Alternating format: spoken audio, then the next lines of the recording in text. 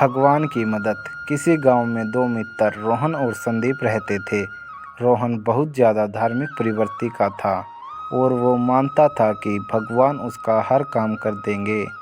दूसरी ओर संदीप बहुत ज़्यादा मेहनत करता था। एक बार दोनों ने मिलकर कुछ ज़मीन खरीदी, जिस पर दोनों ने मिलकर फसल उगाने की सोची। अब संदीप तो दिन भर खेत में मेहनत करता, लेकिन रोहन कुछ काम नहीं करता। वो केवल मंदिर में जाकर भगवान से अच्छी फसल के लिए प्रार्थना करता। इसी तरह समय बीतता गया और खेत की फसल पककर तैयार हो गई।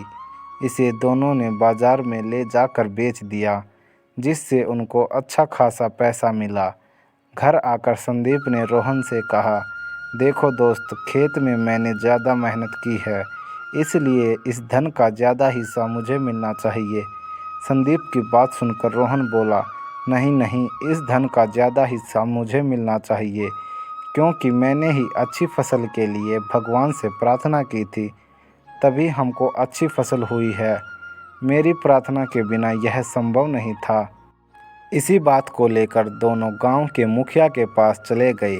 मुखिया ने उन दोनों की बातें सुनकर कुछ सोचा और दोनों को एक एक बोरी चावल का दिया, जिनमें कंकड़ मिले हुए थे, और कहा कि तुम दोनों को इनमें से चावल और कंकड़ अलग अलग करके लाने हैं, तभी मैं निर्णय करूंगा कि फसल के धन का ज़्यादा हिस्सा किसको मिलना चाहिए।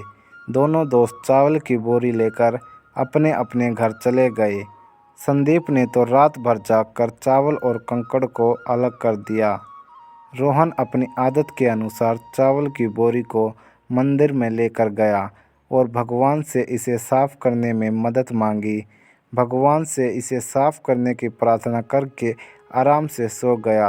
अगले दिन सुबह संदीप चावल और कंकड़ को अलग अलग करके उसे मुखिया के पास लेकर चला गया।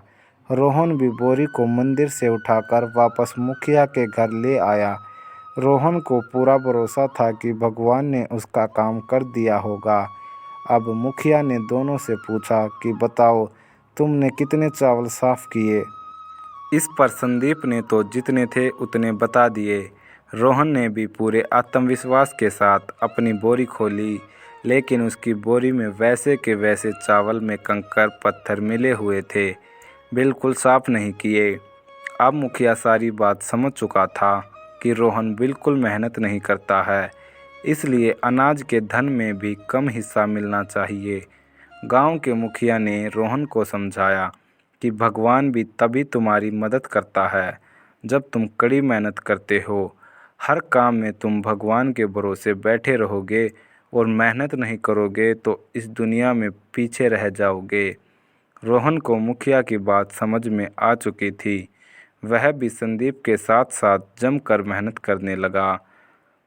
दोस्तों, इस कहानी से हमें यह शिक्षा मिलती है कि भगवान से प्रार्थना करना ठीक है, लेकिन साथ ही साथ में कड़ी मेहनत भी करनी है।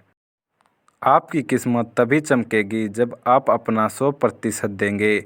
वो कहते हैं ना कि खुद ही को कर बुलंद इतना कि खुदा भी बंदे से खुद पूछे, बता तेरी रजा क्या है। इसलिए दोस्तों, अपने आप से ईमानदार बने और दबा कर मेहनत करें। आपको सफलता के शिखर पर पहुंचने से कोई नहीं रोक सकता।